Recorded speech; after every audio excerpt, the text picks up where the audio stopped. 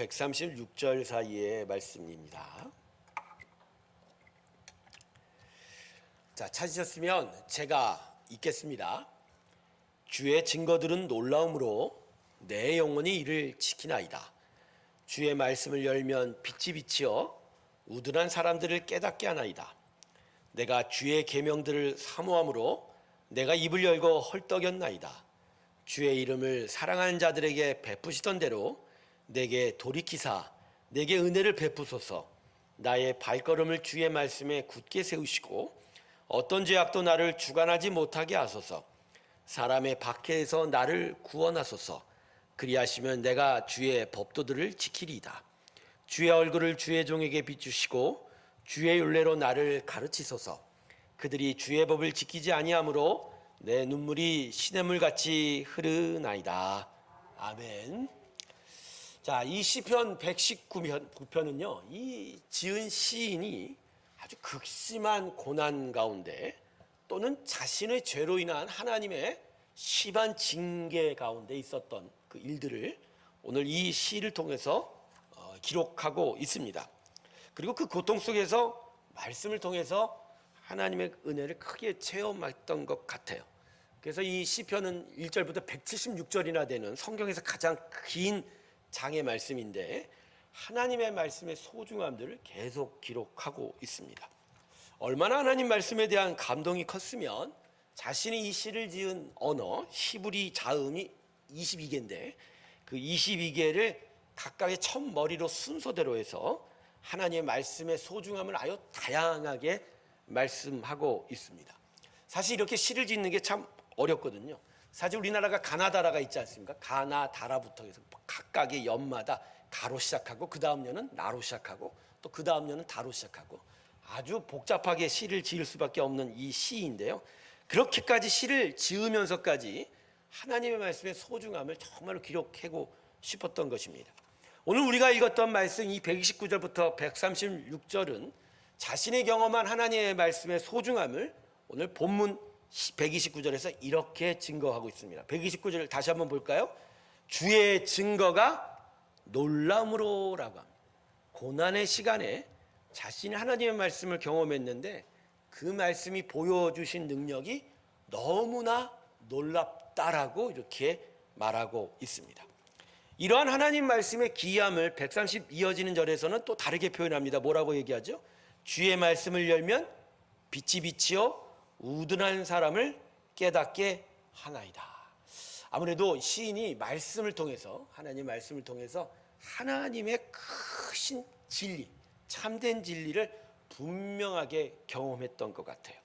그래서 말씀을 마치 보석 상자를 열듯 그 상자를 열어 그 안에 있는 보석을 만져보는 그 기쁨을 얻는 것과 같이 표현하고 있습니다.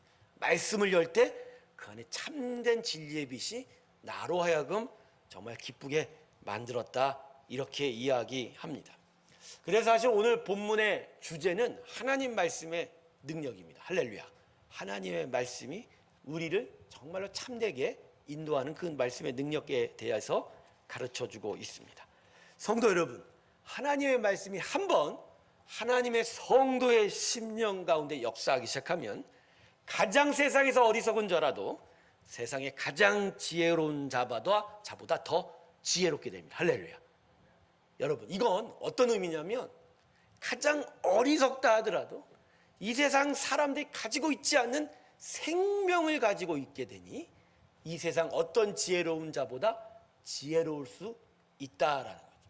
아무리 금은보와 수많은 지혜를 가지고 있는 세상이 가장 지혜로운 자라도 생명이 없으면 헛된 겁니다. 오래 가질 못해요. 그 모든 것들이 육체가 땅으로 갈 때 다 소멸됩니다. 하지만 아무리 가난하고 비난하고 어리석어도 영원한 생명이 있으면 그 인생은 우월합니다. 왜? 영원토록 살기 때문입니다. 할렐루야. 그래서 지혜 중에서 가장 큰 지혜는 생명이고 이 생명을 깨닫게 하고 생명을 얻게 하는 것의 능력은 오직 하나님의 말씀입니다. 할렐루야. 그래서 성도는요, 하나님의 말씀 가운데 있어야 생명을 얻을 수 있고 생명을 지킬 수 있고 생명 가운데로 나아가게 되는 것이죠. 그래서 이 130절 말씀이 참 귀해요. 하나님 말씀 안에서 진짜 참된 진리, 그로 인한 생명을 가진 자는 이 말씀이 표현한 대로 표현하게 돼요.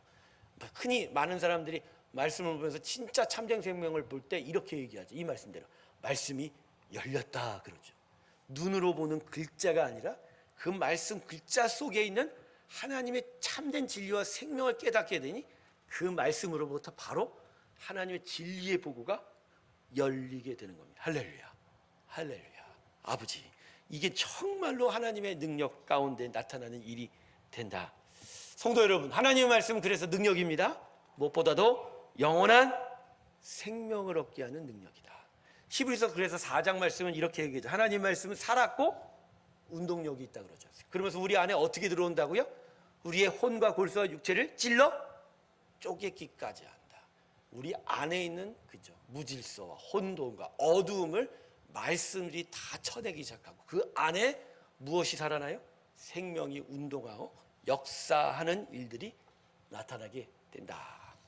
자, 그렇다면 이러한 말씀의 열림이 신자들에게는 어떠한 식으로 구체적으로 나타날까요?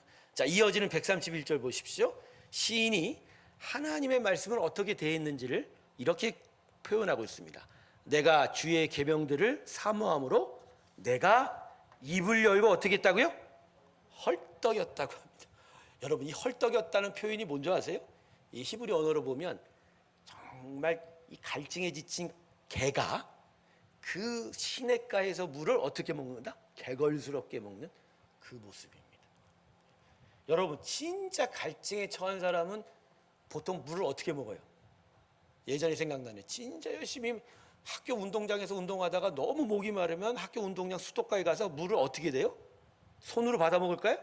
수도꼭지에다가 입 이렇게 올리고 이 먹습니다. 대낮에 일하는 노동판에서 공사장에서 일하시는 분들이 더우면 물을 어떻게 먹어요? 주전자채로 하늘에 대고 그냥 퍼 먹습니다. 바로 이런 거예요. 근데 이 표현을 오늘 여기서 하나님의 말씀을 향한 자신의 모습으로 표현하고 있다라는 거예요. 여러분, 이건 뭐죠? 이건 하나님의 말씀을 정말 간절히 찾았다라는 거예요. 정말 찾았다라는 거예요. 성도 여러분, 하나님의 말씀을 간절히 찾으면 찾을수록 말씀이 여러분 가운데에서 생명의 역사로 나타나게 될 줄로 믿습니다. 오늘 새벽 예배 때 제가 낮은 곳에서 높은 곳으로 향하는 우리의 인생이라는 것으로 잠깐 하나님의 말씀을 나눴는데, 사람이 결국 하나님을 만나는 지점이 어디라고 얘기했죠? 자신의 가장 낮은 마음, 어렵고 힘든 일을 경험했던 그곳에서 느낄 수밖에 없었던 자신의 절망과 아픔이 가득한 그 낮은 마음, 그 낮은 마음에서야 비로소 하나님의 음성을 찾고 그 음성을 듣고 그래서 하나님을 찾고 하나님의 은혜를 만나서 결국 다시 하늘로 올라갈 수 있다라고 얘기했어요. 근데 왜 그 낮은 자리에서 비로소 하나님을 만날까요? 간절함이 그 가운데 있기 때문에. 낮아져야 비로소 하늘이 보이고 낮아져야 비로소 하나님의 도움이 필요한 걸 깨닫습니다. 평안한 것 같고 모든 것들이 다 구비되어 있는 것 같고 뭔가 나한테 뭐 딱히 필요한 것이 없는 그런 삶이라면 우린 굳이 하나님을 찾지 않아요. 그럴 때는 하나님을 만나볼 수가 없는 거죠. 마치 그럴 때는 좋은 카페에서 아주 고양 있게 커피 한 잔을 만나는 모습처럼 우리가 하나님을 대할 때가 참 많아요. 그렇지, 하나님 여기 와 보세요. 저하고 아주 멋있게 교제합시다 이러죠. 여러분, 하나님은 그렇게 만나는 게 아니에요. 하나님은 우리의 전부예요. 할렐루야. 그분이 없으면 우린 죽는 거예요. 우리의 신앙이 이 땅의 삶은 뭐예요? 죽고 사느냐의 영적 전쟁의 삶의 터전이란 말이에요. 그래서 정말 하나님의 말씀의 양식이 우리 안에 있고 말씀에 살아 움직이는 역사가 우리 가운데서 역사하지 않으면 우리는 제대로 살 수 없는데, 어떻게 그러한 삶의 현실 속에서 교양 있게 하나님 앞에서 마치 그냥 커피 한 잔 아주 멋들어지게 먹는 것처럼 할 수 있냐는 거죠. 여러분, 신앙은 이런 식으로 이루어지지 않습니다. 여러분, 신앙은 문화도 아니고 교양도 아니고 마치 내가 남는 시간에 동네 아줌마들하고 카페에서 수다 떠는 그런 시간이 아니는 거예요. 진짜 죽고 사느냐의 문제입니다. 그래서 성도 여러분, 정말 하나님 말씀 앞에서 내가 살고 싶습니다 할 때 그때 비로소 말씀이 열립니다. 할렐루야. 말씀이 열립니다. 저도 그런 것 같아요. 예전에 몸이 아팠을 때 정말 하나님 은혜 받고 싶어서 말씀을 붙잡고 이러거든요. 여러분 예전에 쪽성경 있었죠? 요새도 쪽성경이 있는지 모르겠지만 성경 66권을 보통 13권, 15개로 작은 책으로 나눠요. 어디를 가도 그거 꽂고 다녔어요. 가만히 앉아있으면 그거 펴서 계속 보고 다녔던 거예요. 계속 봤어요. 그걸 보면 보는 순간 어떻게 됐어요? 제가 특별히 로마서 13장, 14장, 15장, 16장 4장을 무려 석 달 동안 100몇 번을 읽은 적이 있어요. 로마서 13장부터 16장까지는 참된 복음의 자유에 대한 이야기거든요. 제가 교회를 다니고 있고 신학교 1학년이었는데 많이 마음에 괴로움이 많았었어요. 그래서 진짜 그 괴로움 때문에 내가 뭐랄까 참된 영적 질서를 잡아야 되는데 혼동 가운데 계속 있었던 거예요. 정죄함을 당하고 율법의 무게가 많아지고 그럴 때 그 말씀을 붙잡고 계속 기도하면서 그 말씀을 계속 걸어가다가도 계속 그 말씀만 보고 말씀이 계속 생각이 나는 거예요. 어렵고 힘들 때만 그 말씀이 결국 나를 이기겠습니다. 할렐루야. 석 달 동안의 극심한 시험 속에서 내가 다시 솟아날 수 있도록 만들어 주었던 것이죠. 여러분 그때 제가 아마 이 개걸스럽게 먹는 모습이었지 않았을까. 성도 여러분 말씀 앞에 입을 열고 헐떡이며 찾기를 주님의 이름으로 축원합니다. 찾으셔야 돼요. 찾으실 때 우리는 생명 가운데로 나아가게 될 줄로 믿습니다. 성경 말씀에 두드리면 열린다고 하지 않습니까? 여러분 이건 내가 복을 찾고자 그 의것이 아니 하나님의 생명, 하나님 나를 인도하심을 향한 하나님까지 간절한 마음으로 서는 그 자세에 대한 이야기예요. 진짜 하나님은 하나님 앞에 우리는 간절하게 서야 됩니다. 사랑하는 성도 여러분, 간절히 주님 앞에 서시길 주님의 이름으로 축원합니다. 제가 수요 예배 때 뭐라고 했죠? 더운 여름이니까 오히려 예배로 찾아오라고 했죠. 예배로 찾아오라. 제가 그날 말씀을 드리고 나서 집에 가서도 곰곰이 생각했어요. 근데 진짜 제때에 제 말씀을 제 입을 통해서 하나님 주신 것 같아요. 더우니까, 귀찮으니까, 힘이 드니까 집에서 눕고자 하는데 여러분 집에 눕는다고 피곤이 해결이 됩니까? 잠시간의 피로는 해결할 수 있지만 그러나 뒤틀려진 내 안에 영적 질서를 잡지 못하면 계속 육체는 그 느려진 영적 질서를 통해서 계속 느려지게 되고 성도 여러분 이 마음의 심령의 질서가 다시 잡아질 때 우리 육체는 거기서부터 다시 솟게 될 줄로 믿습니다.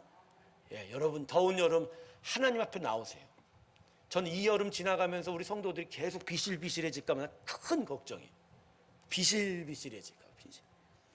이번 주일에 교회에서 삼계탕을 드려요. 삼계탕을 왜 주냐는 말이야. 삼계탕을 왜 주죠? 그냥 복날이라고? 힘내서 신앙생활 하라고. 항상 우리는 선후 목적을 까먹어. 그러니까 교회가 재밌으라고 삼계탕 준 줄 알아요? 여러분 절대 안 그래요. 여러분 절대 안 그래요. 교회는 제대로 신앙생활 하라고 격려하고 때로는 맛있는 것도 주고 때로는 진짜 좋은 것도 주면서 격려하는 거예요. 근데 이게 삼계탕도 줬는데도 계속 비실비실거리면 그때는 어떻게 해야 된다고요? 그때는 이제 마지막 카드를 꺼내는 거야. 금식을 시켜야 돼요. 금식을 시켜야 돼요. 지금까지는 아주 햇님이 지나가는 나그네의 옷을 따뜻하게 벗기는 그런 시간. 맛있는 걸 주면서. 그러나 더 이상 안 되면 뭘 하죠? 차가운 바람을 금식을 통해서 여기 삼계탕 주지 말고 금식할 걸 잘못했네요. 마음. 성도 여러분 간절함으로 주님 앞에 서기를 소망합니다. 하나님은 우리가 정말 간절히 서기를 바랍니다. 정말 말씀을 간절히 사모해야 될 것 같습니다. 9월달부터 필사에 들어가려고 합니다. 남은 넉 달 필사를 할 겁니다. 모든 성도가 필사 공책 몇만 원이 들어도 사서 거기서 필사를 해서 진짜 성경 한 권이라도 분명하게 외우고 마음에 새기는 그런 일들. 그래서 그 안에서 하나님 말씀이 역사하는지 안 하는지를 보고 더욱더 자라나가는 귀한 일들이 있길 주님의 이름으로 축원합니다. 133절을 보겠습니다. 하나님의 말씀을 간절하게 찾고 그 안에서 하나님의 말씀의 능력, 생명의 능력을 체험한 시인은 그 말씀 안에서 또 다른 모습을 우리에게 보여주고 있습니다. 133절 우리 같이 한번 읽어볼까요? 시작. 나의 발걸음을 주의 말씀에 굳게 세우시고 어떤 죄악도 나를 주관하게 못하게 하소서. 야, 여러분 이거예요. 목사님, 나는 삶에 여러 가지 일들이 나를 괴롭혀요. 너무 바빠서 막 성경 읽기도 그렇고 너무 분주해서 주님 앞에 서기도 힘든데 목사님 날 위해서 기도해 주세요. 근데 가끔 이런 얘기 들으면요, 저분의 신앙생활을 나보고 대신 해달라고 하나? 저는요, 그런 점에 있어서 우리 교회 성도의 대부분의 신앙생활을 대신하고 있다고 생각할 때가 참 많아요. 열받는가 보죠, 여러분? 이런 말이 들까? 목사님 같이 기도해 주세요 할 때는 정말 힘이 나죠. 그렇죠. 저도 같이 기도하죠. 제가 기도가 너무 부족해서 같이 도와주세요. 근데 어떤 분들 얘기 들어보면 나는 안 할 건데 목사님 나 대신 좀 해줘요. 이런 분도 있어요. 난 사회에서 열심히 돈 벌 테니까 목사님은 교회에서 열심히 일하세요. 그래서 우리가 복을 받읍시다. 이런 엉뚱한 생각하시는 분도 꽤 많다는 거예요. 여러분, 제가 왜 이 말씀을 듣냐면 내가 시간이 없고 내가 분주해서 성경 말씀 못 읽는다라는 게 결코 성경 앞에 나아갈 수 있는 나아가고 싶은데 못했다는 변명이 될 수 없는 거예요. 말씀을 읽으면서 나의 시간들이 조정이 되고 말씀을 읽으면서 내 삶에 하나님의 은혜를 향한 빈 곳들이 발견되기 시작하고 말씀을 더 가까이 하면서 내 삶이 정리되기 시작하지, 내가 정리한 후에 말씀이 있겠다가 돼요, 안 돼요? 안 돼요. 이 시인이 그걸 이야기하는 거예요. 하나님의 말씀 안에서 생명의 경험을 하다 보니 더더욱 자신의 삶에서 더러운 악들과 나쁜 습관들이 점점점 멀어지고 더더욱 내가 하나님의 귀한 일들을 세워가게 됐다, 이 이야기를 하는 거예요. 성도 여러분, 말씀이 우리 안에서 능력을 베풀 때 그 능력은 내 안에서 무엇보다 말씀을 찾아가면서 하나님과 함께 내 삶을 정리하는 역사가 나타납니다. 할렐루야. 성령은, 그래서 성경에 우리에게 가르치는 신앙은 한 발 먼저 하나님께 가는 일이지 이쪽을 다 정리한 후에 가는 게 아니에요. 말씀을 먼저 손에 붙잡길 주님의 축원합니다. 그래서 이렇게 해야 돼요. 내가 하나님 말씀을 정말 보고 싶다, 내가 하나님 예배에 정말 계속 참여하고 싶다, 내가 하나님의 은혜를 더욱더 가지고 싶다, 그러면 이것부터 기도하세요. 하나님, 난 오늘 이 은혜 앞으로 더 가려고 하오니 내 은혜를 방해하는 모든 장애물들은 이제 하나님이 치워주십시오. 난 여기는 내가 못 치웁니다. 그러나 난 하나님께 더 가기를 원합니다. 하나님 역사하여 주시옵소서. 그럴 때 하나님이 역사하십니다. 저는요, 내가 다 준비된 다음에 그때 내가 하나님 앞에 서겠습니다 한 사람 단 한 사람도 못 봤어요. 저 이제까지 20 몇 년 신앙생활 했거든요. 짧으면 짧고 길면 길었는데, 길다고 좋은 건 아니겠지만 짧다고 또 좋은 것도 아니겠지만, 그러나 그 세월 동안 이거 다 정리한 다음에 내 하나님 앞에 가겠다고 한 사람 지금까지도 안 왔어요. 지금까지도 정리 안 해.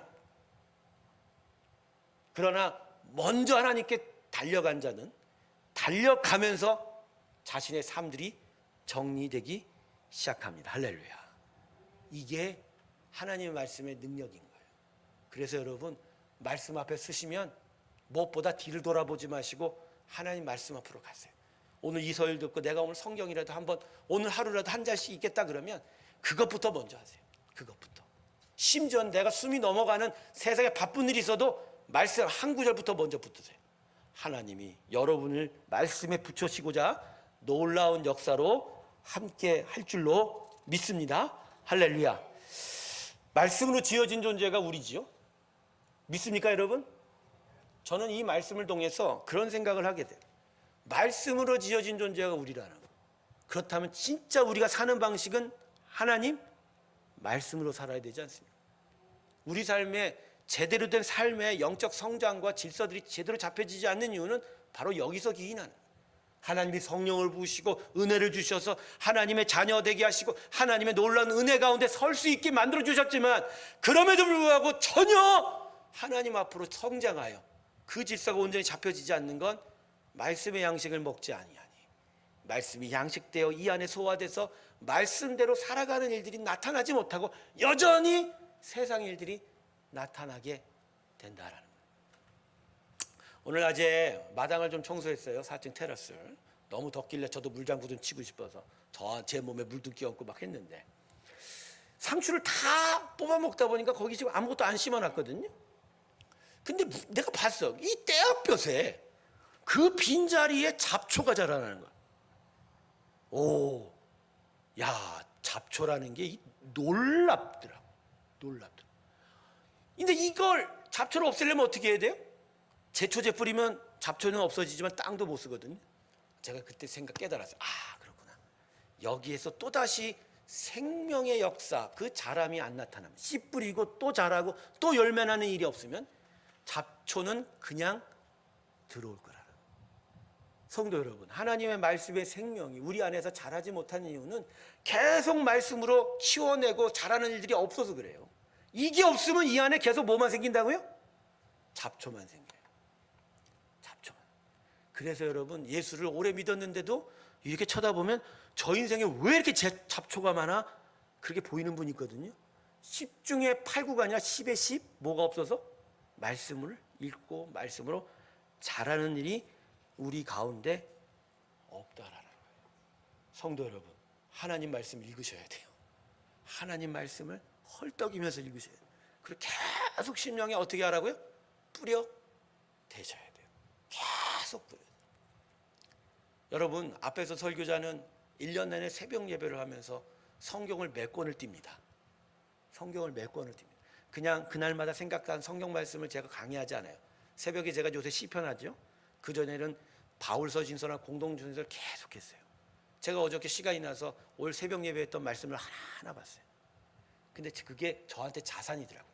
설교한 자산이 아니라 내가 그래도 올해 안에 말씀을 이권 이렇게 쳐다봤구나. 이 말씀들이 내 심령에 그래도 지금 뿌려져서 역사하는구나. 할렐루야. 여러분들은 여러분의 심령에 얼마나 많은 말씀의 씨앗을 뿌렸습니까? 얼마나 하나님의 말씀을 뿌려서 그것들이 여러분 안에서 자라나서 그 영적 더러운 잡초들을 계속 물리쳐대고 생명의 역사를 여러분 가운데 만들어냈냐. 저는 여러분에게 도전합니다.